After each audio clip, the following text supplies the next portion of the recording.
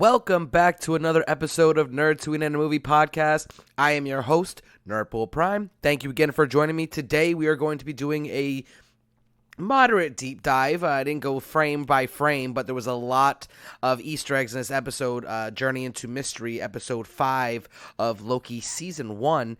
So this is going to have a lot of spoilers if you haven't watched the episode. And if you haven't, I don't know why you even bothered clicking on this, but no harm done. You can just go ahead and back out and come back to watch this or listen to it actually after you watch the episode. So that being said, I'm going to dive right into the opening crawl. There's a whole bunch of Easter eggs in there. There was a ruined Sanctum Sanctorum, as well as the Kang Avengers Tower. The tower was first mentioned in Avengers Ultron Forever in 2015, and which in the comics is an evil organization that takes up residence in the Avengers Tower. The leader of this organization has ties to Kang the Conqueror, and yes, that is the first of many Kang Easter eggs in this episode, but more on that later. Then we're introduced to Alioth. The Alioth first appeared in Avengers, the Terminatrix Objective number 1 in 1993, and in the comics, he is a supreme time being that dwells in limbo.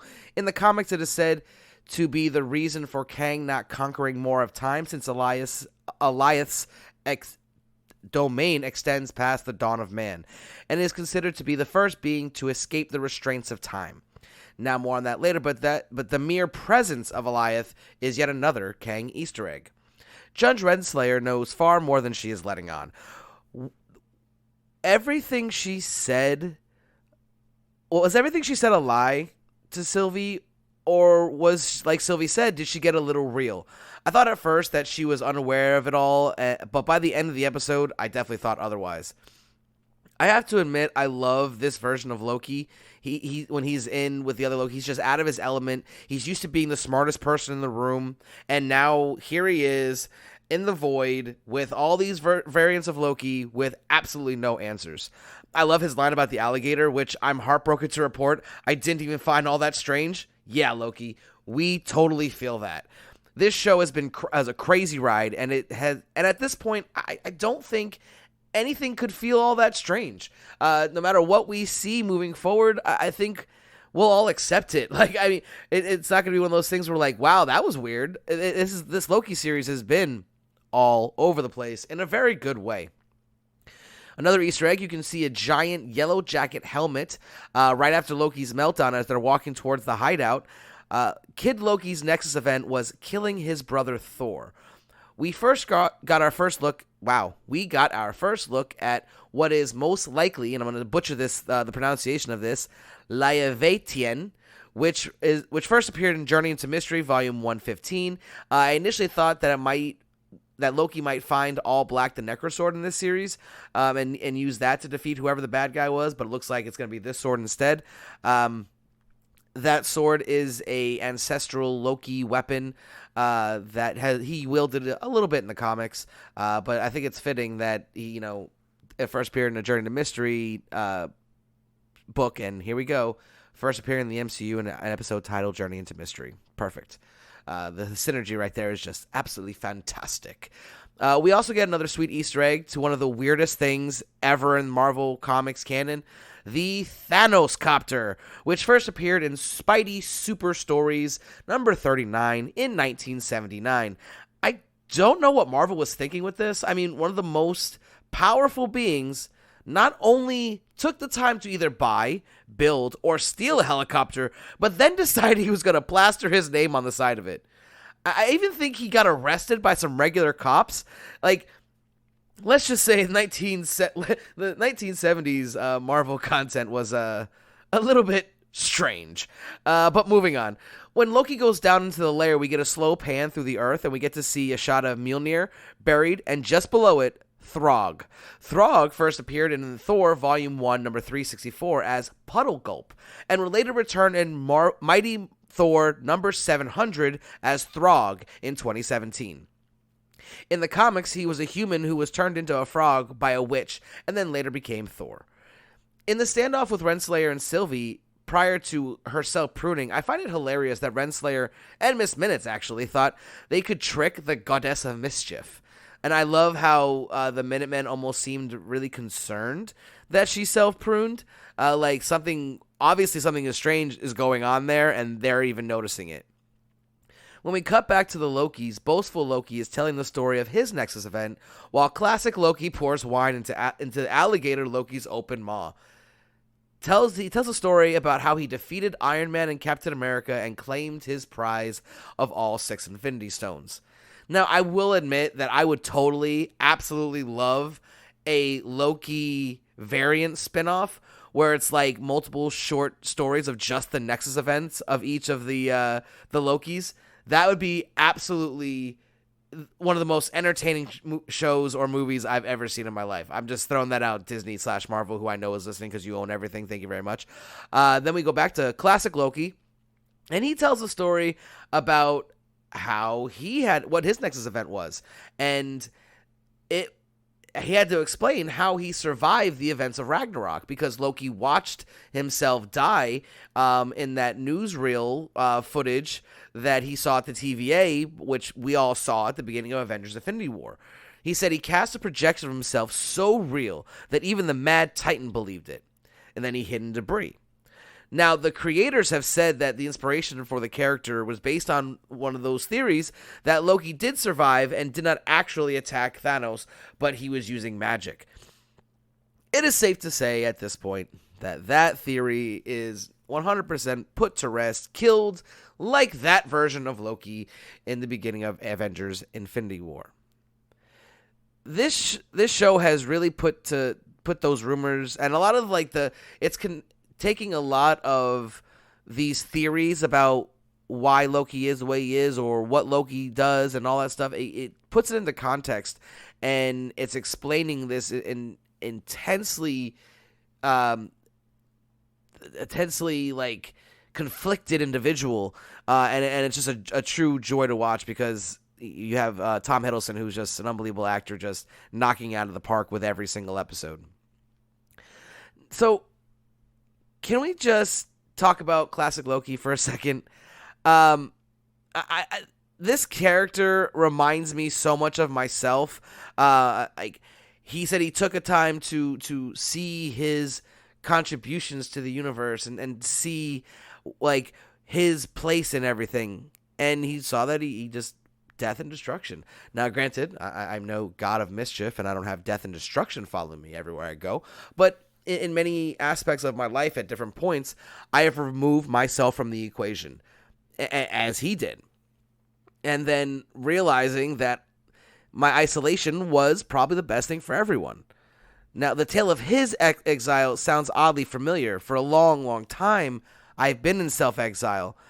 Classic Loki got lonely, and the second he tried to change that, he was arrested by the TVA and pruned and sent to another place of exile. At least when he was alone before the TVA captured him, he was in control. He decided to do that.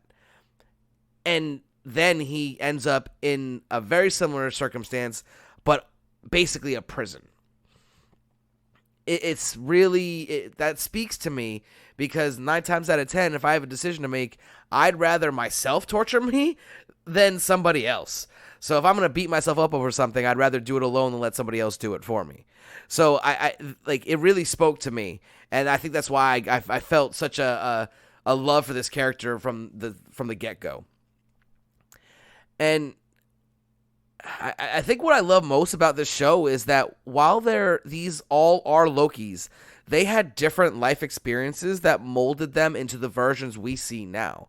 Granted, not sure how much of that applies to Alligator Loki because he was always born an alligator, or maybe he was a human that was bewitched and turned into a gator. We don't know, but still, look at Kid Loki, you look at Classic Loki, or even Vote Loki, and all the variants we've seen. Sylvie, of course, the biggest one. I mean, the same person or similar people can have different understandings and different life experiences that change and mold them to who they are. And this show is a great representation of that. But back to the episode. Loki does think he is the same as the other Lokis, but he too is different, just like Sylvie. And we'll find out more about why that is later in the episode. When Sylvie wakes up in the void, she's immediately attacked by Eliath. When she's running away, she happens to get touched by it and links with Eliath temporarily and gets to see a castle. While fleeing from Eliath, she is rescued by none other than Mobius M. Mobius himself. Now, Mobius has always been the type of character to, at the very least, think they're doing the right thing. He's far more... He has far more morality than just about any other member in the TVA up until Hunter B-15 had a run-in with Sylvie. So he definitely thought he was a soldier in the army of the right, and he comes to find out he's not. And you notice how he seems to bond with all Lokis, as we see more later in the episode. Now, I do have a crazy Nerdtooine theory here. Like, I'm not saying this is, but I thought of this, and later in the episode, later in this episode, I will talk about why I think about it. I think it even more and why I thought of it. What if Mobius was himself a Loki? Now, as I dodge the metaphorical rotten tomatoes being thrown at me, but now hear me out. We found out that all the TVA members are variants. We've seen that Loki variants obviously come in all shapes and sizes, colors, creeds, everything. So Mobius could theoretically be a Loki variant. Or maybe he's a version of Thor that was never worthy. You know what I mean? Like maybe that's why he's got a bond with Loki's, because he has this connection to them as a Thor. We don't know. Like we have no way of knowing where he was pulled off the timeline. We haven't seen any of his backstory like we did with the hunter that Sylvie bewitched in that episode, the variant. But we didn't get to see that with Mobius. So who knows? Mobius apologized to Sylvie for hunting her, and you can see this actually happens later in the episode. I put this out of context because we're talking about Mobius. That she kind of has this almost seal of approval look when he admits that, because he said, when you think the ends justify the means, I mean, he thought he was saving the universe. Why wouldn't he do whatever he thought the timekeepers were telling him to do? I mean, he's trying to save the freaking universe. That's the mantra, the dogma that they preached into all the people who work at the TVA. But back to the episode. Now for yet another Kang Easter egg that I've seen very little on social media, and for me, it's being not completely overlooked, but very overlooked for what it is. When Mobius and Sylvie are escaping, they drive towards a pyramid and the Sphinx that has a nose. I think this is a call to Rama Tut, who is a time-traveling pharaoh who first appeared in Fantastic Four number 19 all the way back in 1963. Now, yes, I will admit I am 100% biased because I now am in possession of that very book and do hope the investment I made pays off. Oh, and by the way, I had it before Comic Tom told everyone to get it. Just saying. Well, technically I didn't have it.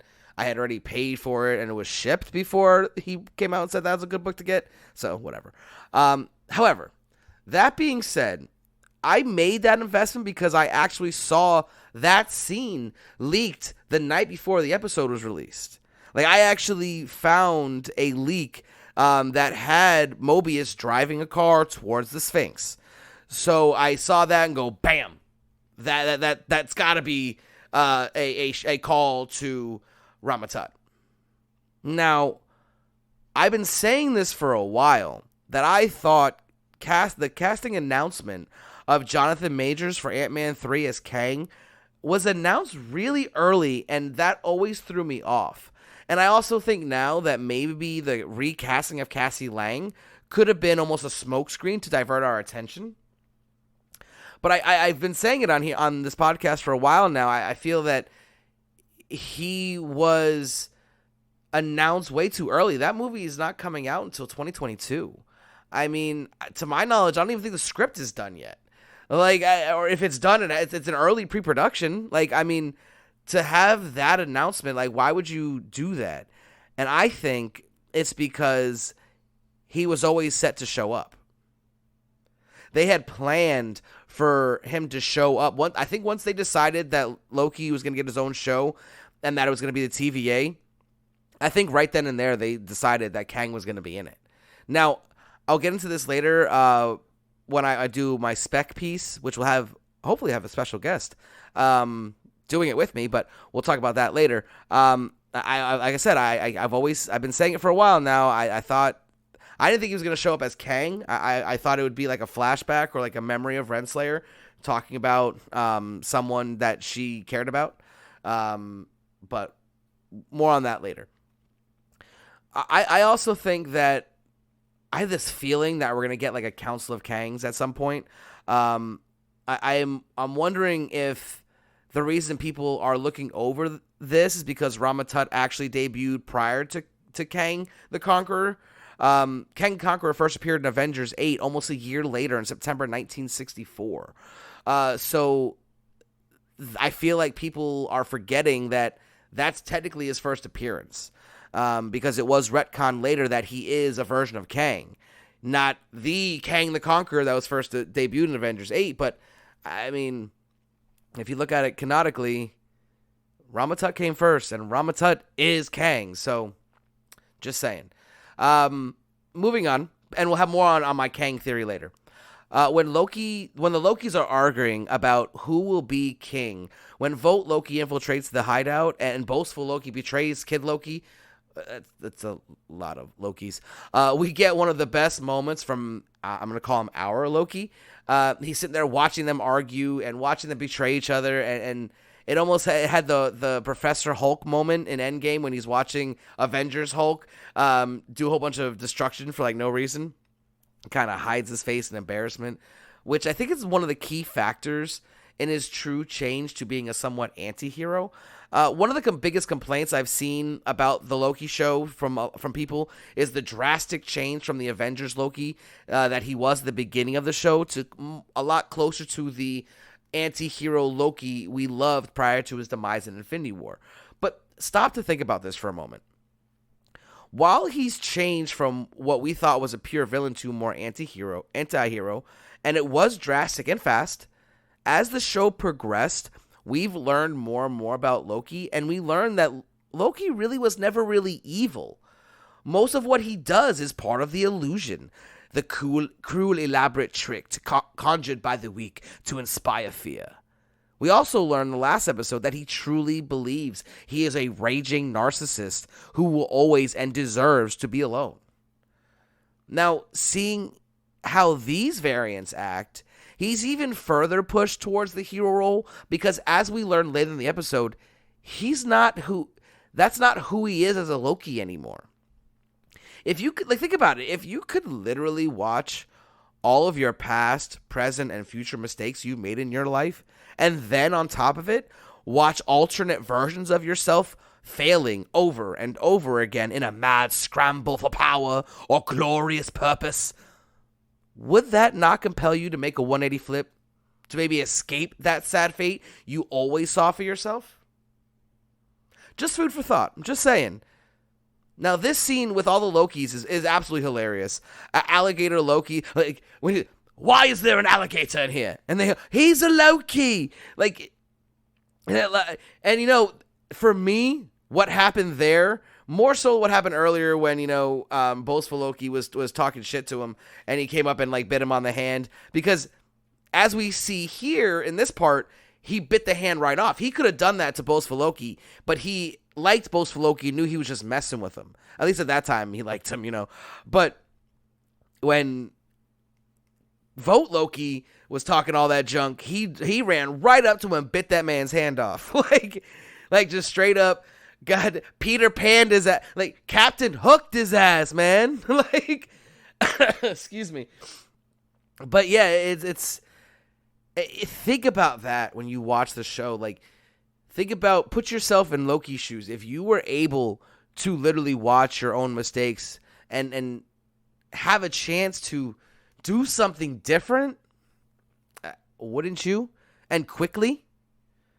I mean, I'm telling you, like, I don't know about you, but if I was able, if someone took me out of my, like, timeline at, like, 19 and showed me what I would do from 19 to 25, you're damn right I would switch up like that.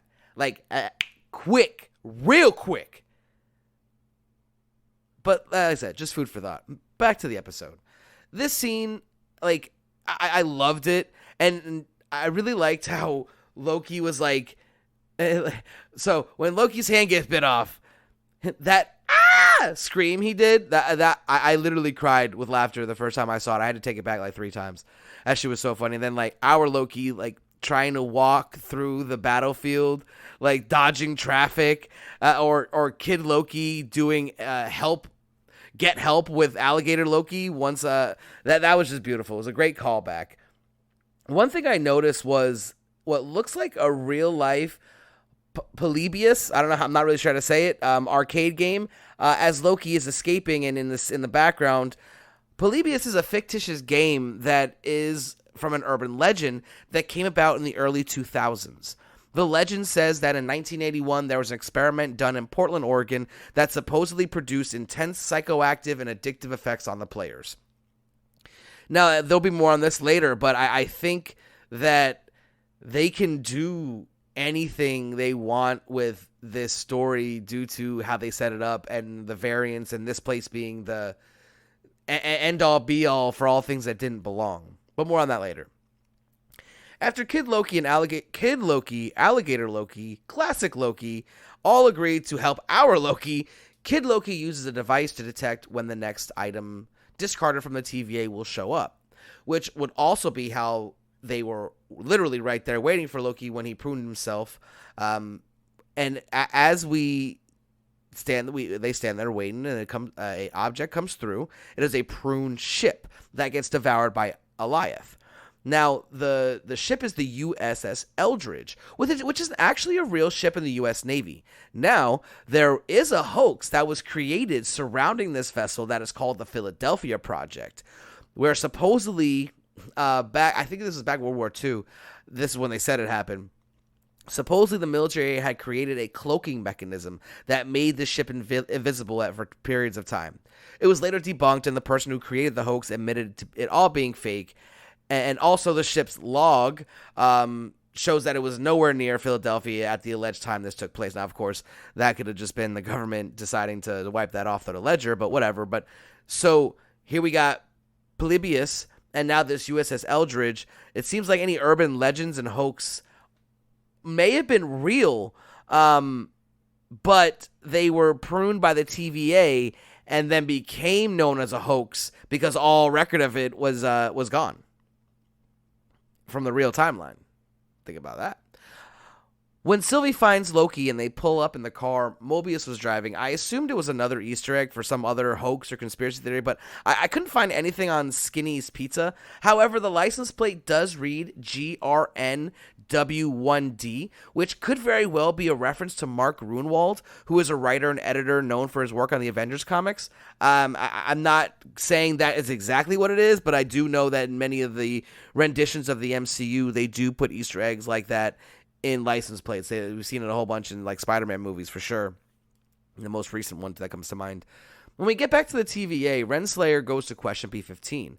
And it is clear after that conversation and her interactions with Miss Minutes right after that, when she has that devilish smirk on her face, after sending her on a mission to get all the files from the start of time, as well as the creation of the TVA. This lady's up to something. I'm telling you, definitely up to something.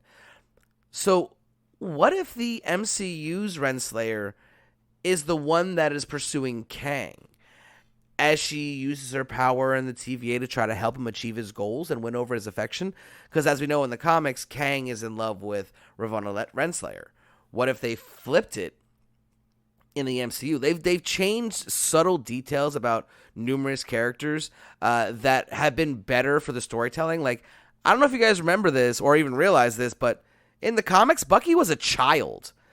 Like, Captain America's best friend in the MCU was a child in the comics. And you can't tell me that making them, making them the same age in the MCU wasn't the better move. It's for the benefit of the storytelling. So, just keep an eye. Maybe that is exactly what's going on, and maybe I'm right again. Mobius sits and talks with classic Loki and Kid Loki about Alligator Loki. Here he is again, sitting, bonding with the Lokis. He says it's always about the long game with you guys, and I respect that. And they ask him, what are you going to plan to do if you get back to the TVA? And he straight up says, I'm going to expose him. And this really kind of surprises classic Loki, and that, I think, is the start of his change that we'll talk about later in the episode. Sylvie and Loki have a heart-to-heart talk as they start off speaking about Mobius. Sylvie says, he's not so bad, and Loki says, he's not so good either, which is probably why we get along. This right here is what begins to make me think that Mobius could be a variant of Loki. Because that isn't that basically Loki in a nutshell?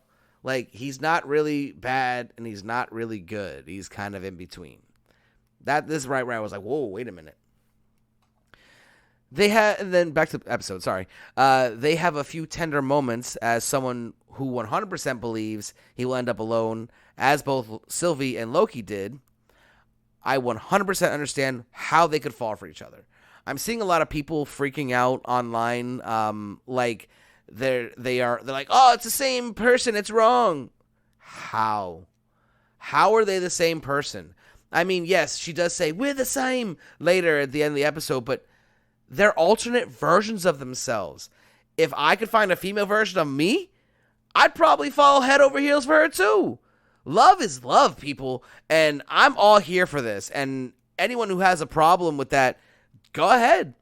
Send me a DM. I'm not afraid to talk about it. Because, in my opinion, when you find someone that you love, it doesn't matter what everyone else thinks. It doesn't matter if there's a million different reasons why you shouldn't be with that person. You love them. It doesn't matter. I'm not saying you should end up with that person. I'm not saying that at all. And a lot of times, you don't. But you can't change whether you love someone or not. I mean, even if you break up with someone that you love and you end up, like, many years down the road getting happy with somebody else, it doesn't matter. That love didn't go anywhere. It just changed. Like, instead of it being the love that caused you to want to be with them, it's the love of the memory. So definitely think about that when you guys are saying how wrong this is. Some people don't get love like that in their life, and you want them to not embrace that because of a technicality. Yeah, I'm not here for that. Sorry. Loki and Sylvie talk about betraying each other, and I think really at this point they both will end up doing the exact opposite of what most Lokis do and having each other's back all the way to the very end. You can see off to the left as the Lokis and Mobius look up at Alioth, there is a downed Dark Aster, which is of course the ship that we saw Ronan the Accuser use in both Guardians of the Galaxy as well as Captain Marvel. Sylvie even tested Loki by giving him the temp pad when she said she was going to enchant Alioth. And then Loki says he's staying. Immediately, you can see Sylvie's eyes start to water. She tries to give him another out, and he responds, no. You go, I go. I'll admit, I teared up a little right there. No judgment here, Sylvie. Loki then gives the temp pad to Mobius, and he opens a time door. Well, a little out of order. And he says he will give Renslayer her regards and says, oh, please do. I feel that will come back around next week in the finale. Mobius offers the other Lokis a ticket out, and they all decide to stay. Kid Loki gives Loki the Laevetien. No, I'm saying that wrong. And I love that he has... so you see Kid Loki conjures it. He literally sees that. But he still decides to be extra and conjure a backstrap to sheath the weapon. He didn't do that with his knives. You know what I mean? Like, I wonder why the sword he wanted sheathed, like actually in physical form. It's interesting. Mobius and Loki have one of the nicest goodbyes that honestly made me weep like a little kid who had his favorite toy taken away. Mobius says he's going to go back to the TVA and burn it to the ground, and thanks to the spark. When Mobius tries to say goodbye, he offers his hand to Loki. And you can see this right here is Tom Hiddleston at his absolute best. He looks down at his hand, looks back up at Mobius, shakes it off, and goes in for a hug and says, "Thank you, my friend." Mobius then looks at Sylvie and says, "You're my favorite." Earlier in the episode, before Sylvie pruned herself, Judge Renslayer threatened to put her in a time loop. A good memory. She asks if she's even had a good memory. Sylvie responds, she's had one. And that was probably in the last episode when she was basically falling for Loki. In the time she spent in the void, she has at least two more, now given her smile at that remark.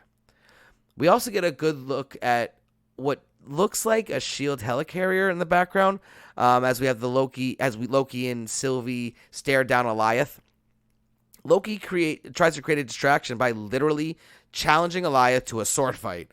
I mean, granted, it is with the Loki ancestral blade, but still. Alioth doesn't take the bait and aims his sights at Sylvie, who's beginning to try and enchant Alioth. And just as it looks like Alioth is going to devour Sylvie, a green light starts to emanate from behind Alioth.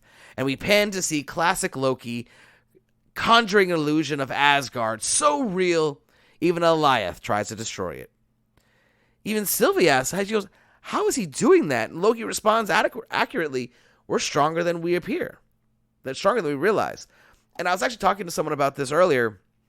I think that is a callback to why Loki wasn't stronger in Avengers. I mean, think about if he had classic Loki's powers in Avengers. When the team was not as well trained, they weren't working together as well and everything like that, he would have taken down the Avengers in Avengers 1. We wouldn't needed Ultron. We wouldn't needed Thanos. We won't need Kang because Loki already killed them all. You know what I mean? So it's probably a good thing that he didn't know he was that strong. Just saying. Sylvie grabs Loki's hand and they both try to enchant it. Loki, of course, never doing that before, says he doesn't know how. It appears, though, that the power of love allowed Loki to learn that power because classic Loki gets devoured by Alioth because he fulfills his glorious purpose and dies, which gives Loki and Sylvie the time and the ability to become the best versions of themselves. They enchant the beast, and after it glows green, the mist parts, and they see a castle. As they start walking towards it, the episode ends. Now, before I get into any my Nerdtooine theories, I want to just take a second to just absolutely just applaud Richard E. Grant for his performance, granted in the entire episode, but that scene specifically. That was just an incredible, talented actor flexing. I mean, he came up and literally won like Mr. Universe flexing contest on this scene. When the laughter he did right before his demise, and then you could see the tears swelling up in his eyes. Wow, that didn't rhyme. Maybe I should do that all the time. Sorry. But that was some real powerful stuff. I mean, he really made you like love this character just to have him taken away from us right away. I'm just saying it would be nice that movie or TV show I talked about would be really nice to have him come back for a little bit of that. But, a nerd can always dream. So that being said, that is the Loki breakdown because there was no post-credit scene this week, which was kind of surprising. I actually watched the whole what are the credits like literally on normal speed just to make sure I didn't miss anything. And I mean, I hope I didn't miss anything because if I missed something, then we've got a problem. After everything else that I noticed, I mean, I completely forgot to mention the statue of the Living Tribunal that was in there as well. I don't know how I missed that on the breakdown when I was doing the script. I mean, because obviously I remembered it. But yeah, this was a absolutely fantastic episode, and they can go in so many different directions. But before I get into my Nerdtooine theories, I am going to be joined by a very special guest. Making his first appearance on Nerdtooine and the Movie Podcast, Duffy from Duffy Boys Comics. How you doing tonight, Duffy? I'm doing well. How are you doing? Man, well, this has been an awesome couple of days. We got Black Widow already dropped. We got the new Loki episode, which is amazing. Bad Batch. Everything's just been great right now, but we're here to talk about Loki. So this is our Nerdtooine theory spec section, brought to you specifically by Duffy. And we're going to what do you think after the last episode? Journey into Mystery. Well, I liked the title name. Yes. It got me excited from the beginning. You knew you were gonna see. I think with the title name, like I knew you were gonna like see stuff in this episode. There was like a lot of building in the previous episodes, but I think the thing I was most excited about is that we got like the giant monster fight out of the way, and there's still more episodes. Yeah, like most Marvel movies and shows end with that big CGI fight, and with some either a mass of robots or monsters or something like a sky laser or a cloud of temporal energy.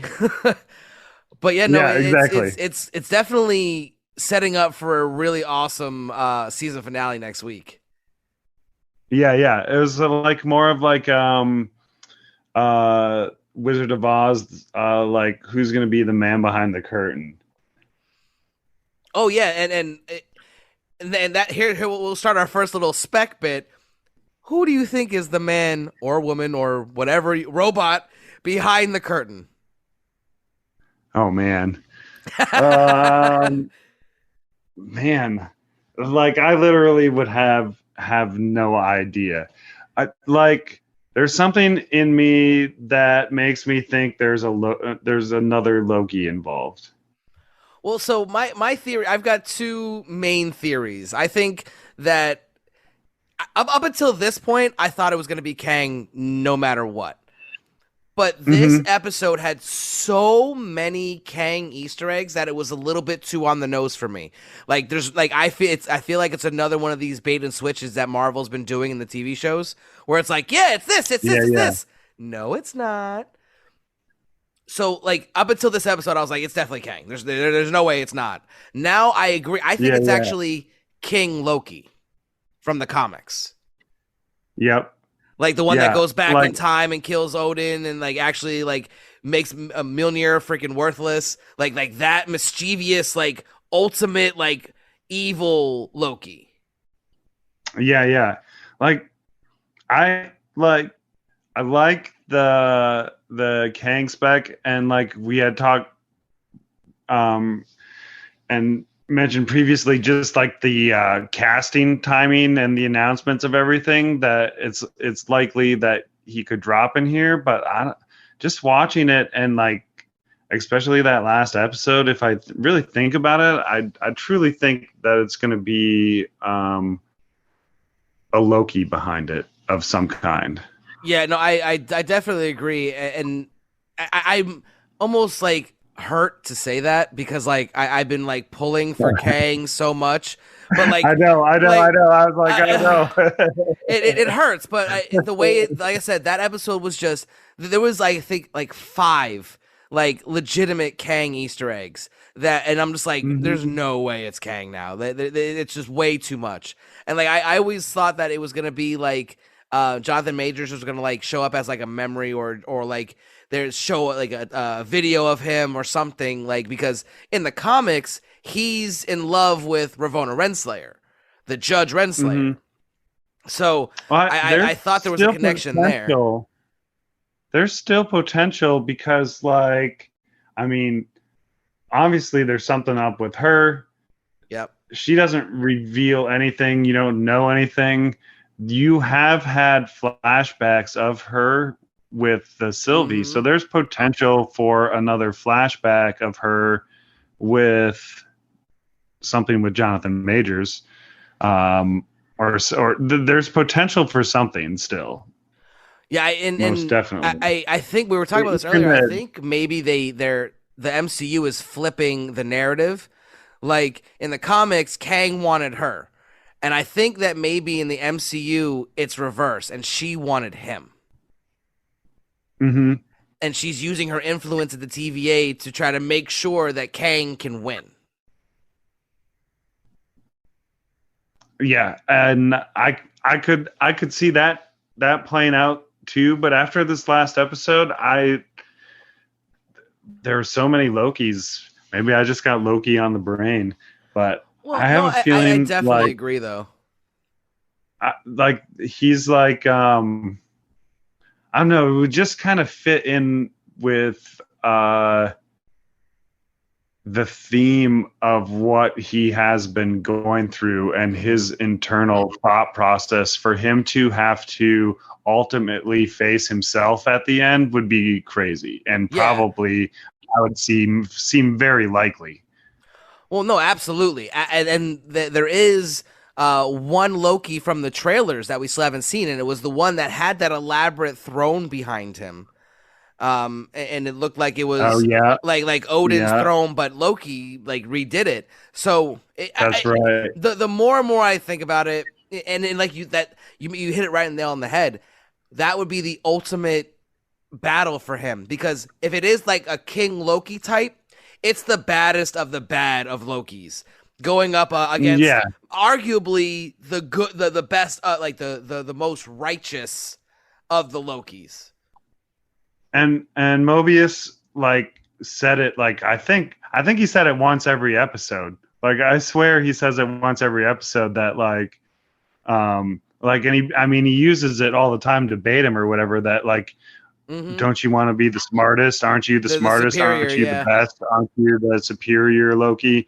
So like I just have a feeling that there's going to be, I would love to see Hiddleston versus Hiddleston. Oh yeah, and he didn't have to do a fake tease like Paul Bettany did with Vision versus Vision. Yeah, exactly. Like, but the more I think about it, even just talking now, like I feel like that's the most. I feel like that's the most likely way for this to end, and then they're gonna drop you like a nugget, like they do, of something else to get you to connect it all, or to get you excited about the next thing or whatever. But I think it's gonna, like, the main thing's gonna be some kind of Loki versus Loki, and then they're gonna tease some other stuff. Yeah, and you know, maybe the reason why they did the Jonathan Majors announcement is because maybe he's in the post-credit scene. Maybe that castle is Kang's castle that Loki took over, and he's just watching everything unfold. Like, okay, you know what I mean? That could be really cool. It may even just be like the back of his head or his hand or something. You know, it doesn't even have to really be like a full-on cameo. Like us people who like watch this stuff religiously are gonna go, "Oh my God, that's Kang!" Like, you know, and that would just be enough to like suck anyone who had any doubts about it on the next season, because this will be the first Disney Plus show that there is a second season for sure. They're already working on it. Like, it's not like Falcon and the Winter Soldier where there might be a second season, which I don't see the reason for, because they're going to do Captain America 4. You know. Yeah, there's no need. There's no reason for that, and unless there's like a new in between adventure. Well, the only thing I thought of would be if maybe what's his name, that army guy that was helping him throughout the whole series, Martin, was it the one who becomes the next Falcon? Oh yeah. Like the only thing I could see Yeah. if they're gonna do a second season would be if like the Winter Soldier, who's really the White Wolf now at this point, mentors him. You know what Yeah. I mean? Like, but that's Yeah. still that I can wouldn't see be that. that. I don't think that's worth. Like, why would they do that? But I could see it Mm-mm. technically. So, The mm, the thing I'm worried about most though is my favorite thing has been Sylvie. Like I mm, think she's killed it. Like to yes. hold her own with Hiddleston and like in this kind of universe and like that's a hard thing to do because you have to be your own character, but you are an expect. There's so many expectations of a Loki at the same time, and she's nailed it and made me love the show. But I don't know if I'm think. I have a feeling we're not gonna see her. Like I have a feeling that she's a season one character, and I'm personally a little concerned about that myself. I have Oh a no, I feel. could I don't see that know. too. Like and like think I, about what a cliffhanger that would be. Like if Loki somehow defeats evil Loki, right? And then like he turns around mhm. and something that evil Loki shot at him that he dodged is like killed Sylvie. Like could you imagine Because the cliffhanger that would be? That'd be unbelievable. he'd be too happy. Like they can't be hanging out together. Like it's not going to end with them being like, "Hey, we're pals now. We get to hang out." like like I'm sorry, it's the MCU. I know it's run by Disney now, but I don't know. Like I would lose all faith if that's how it ended. Hey, we are best friends and everything is happy. Yeah, no, But yeah. There I like don't see a happy ending. I do not see. I see. So what would be interesting, and I don't see them having the. I don't see anyone having the balls to do this, but if Loki had to sacrifice himself and she was Loki from now on in the MCU, That would be amazing. That would be. but I agree. I don't think they have the balls to do that because of the Tom they Hiddleston. should. Yeah, They should. He's a great actor and whatever. I would love to have him around, and I'd be sad to see him go. But can you imagine the power? Like he already like we've already seen and been sad for him. But can you imagine like it would be like even like I'd be more sad than the first time.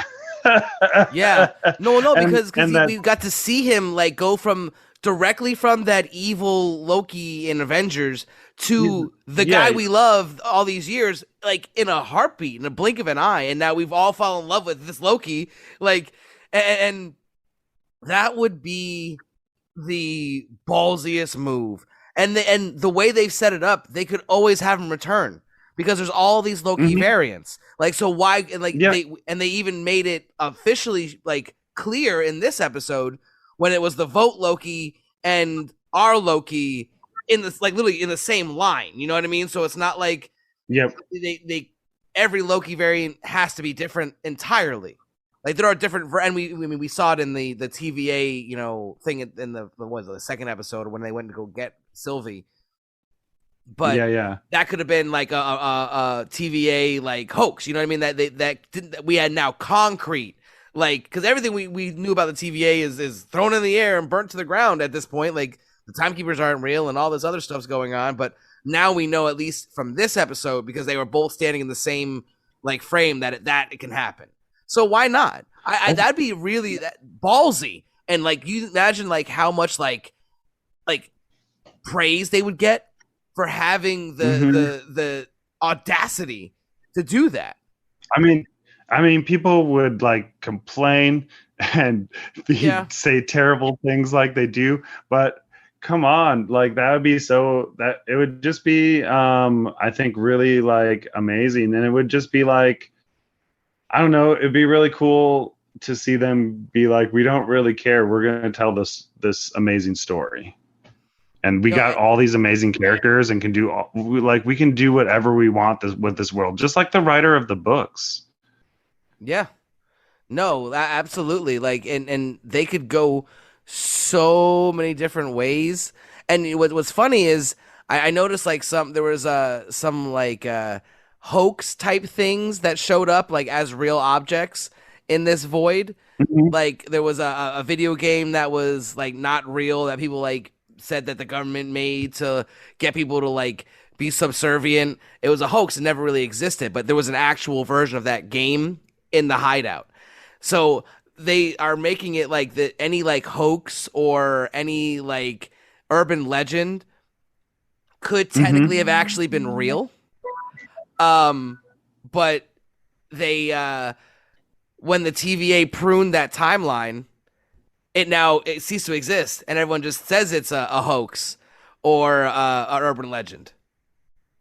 Mm-hmm. Like vampires too. Remember, like they already said vampires. That's true. That's true.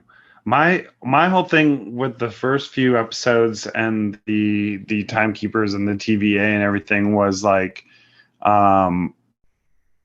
we had like I'm glad to find out that like they're not a thing. You know what I mean? That it's all like something else controlled by someone, or there's something else behind it, or um I do like that aspect of it, because it was bothering me that they'd been around so long and that all this chaos had occurred. Yeah. And we hadn't seen them, and they're like, and that like they were so organized and all this stuff. And I know you got to start somewhere or whatever, but it would just kind of bothered me. And so the way that it has been handled, I did kind of enjoy that, and it made like, okay, yeah, they're like, I don't know, they're almost like the creation of the villain, and like none of them knew they were in this world even, you know. So I was intrigued by how they did and handled all of that, because at first it was totally bothering me that like if these guys existed, but then like the way they played out the story, and that they're like, well, they aren't, they have been created for some kind of purpose that we are not exactly sure yet, but they're not like a thing. Yeah. Well, but that the question that arises is, how do they have all this power? I mean, yeah, they like now in the comics, Infinity Stones don't work outside of their own reality. Like they try to do that. They try to go to like another reality and get an Infinity Gauntlet and bring it back to 616 Earth, and it wouldn't work. So yeah, they to depower the stones, all they have to be in is a different reality. You know what I mean? So like, yeah. but like not allowing Loki to do magic or Sylvie, but. One thing that does bother me a little bit is that technically he should have been blue then, because he had an enchantment spell to make himself not a frost giant looking. So technically he should have been blue, but you know, I'll let that slide, because that'd have been really weird to have every scene that he was in the TVA him be just blue. Like that would be weird. And a frost giant, right?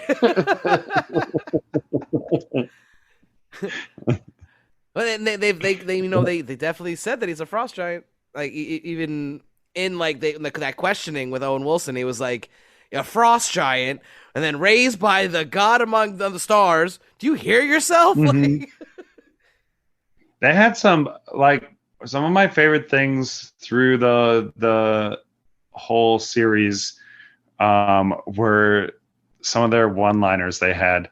Like I think one of my favorite line was when Owen Wilson, I think maybe it was even the first episode. It was the first episode where he disappears and he's like, that mischievous scamp. Yeah, after he's like, well, I don't see much mischief here. Like literally like 10 seconds before. Yeah. Mischievous scamp. Yeah. But he did it in such like, it was such like a great delivery. Like I laugh thinking about it now. But there are like good lines like that. And like the robot line from Hiddleston when like, do people not know they're robots? Yeah. And that was like the first thing where I was like, well, there's something about robots then. Like it Yeah. was super funny, but like it kind of brought my attention to that.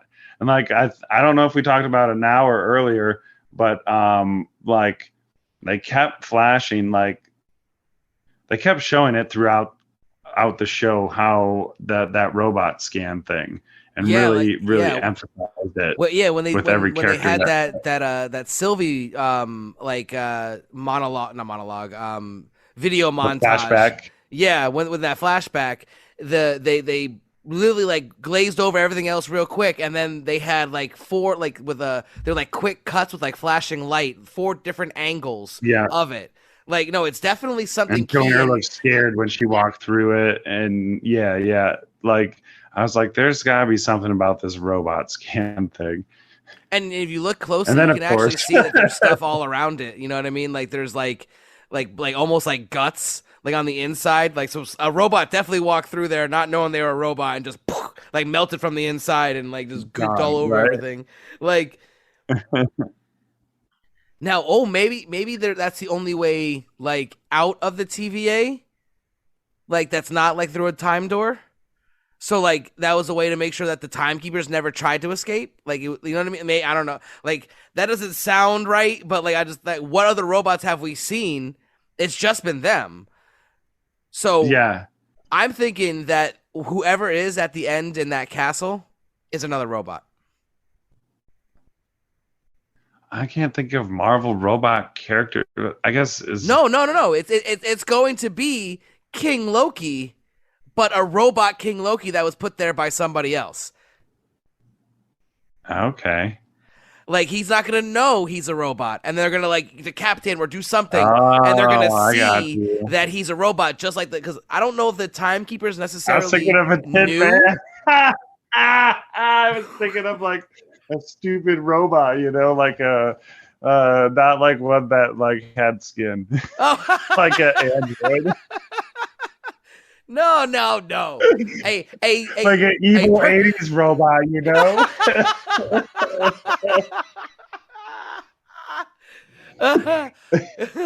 No, I mean like a super advanced one that the human race wouldn't stand a chance trying to defeat. That kind. No, and because I could see Oh, that man. being like almost like they think they found the person behind it, and this whoever it is going to think that they actually did. So they're gonna fight as if they're this secret like ruler behind the scenes, and then when they defeat him, it's gonna be another robot. And they're gonna be like, "When does this end?" And then the show ends. My god! Oh my god! If I called that right here, you heard it first on Nerdtooine Movie Podcast. If that happens, I'm done. Fade to black. Game over.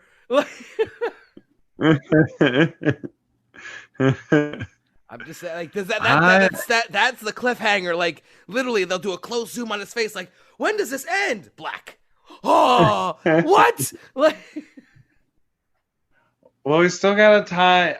Like, I'm curious to see what characters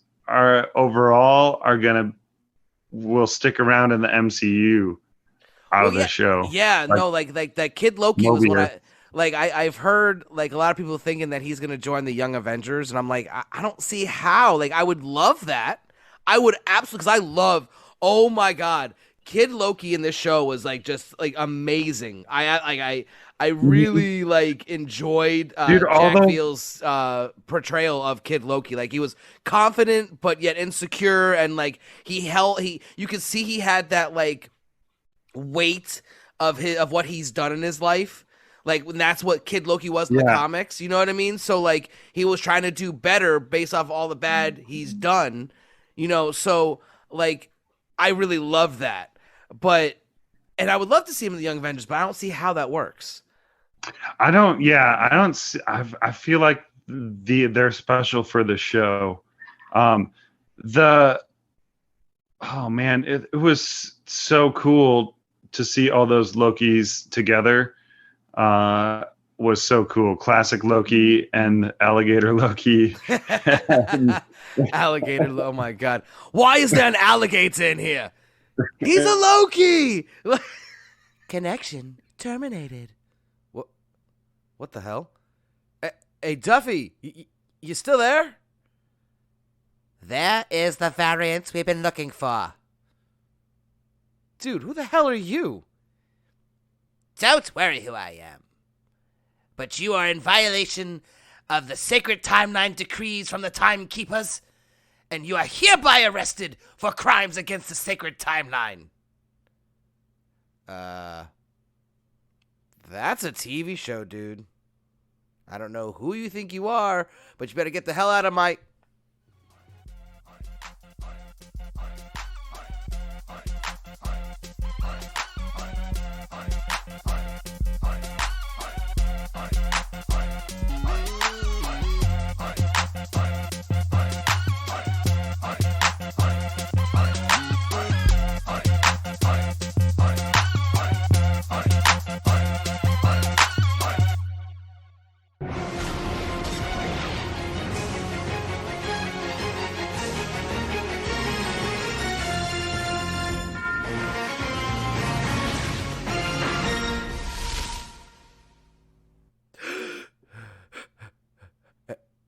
Am I dead? Is this hell? No, and you are not dead, but you will be soon if you do not come with us. Come on, we have to get out of here. Let's go.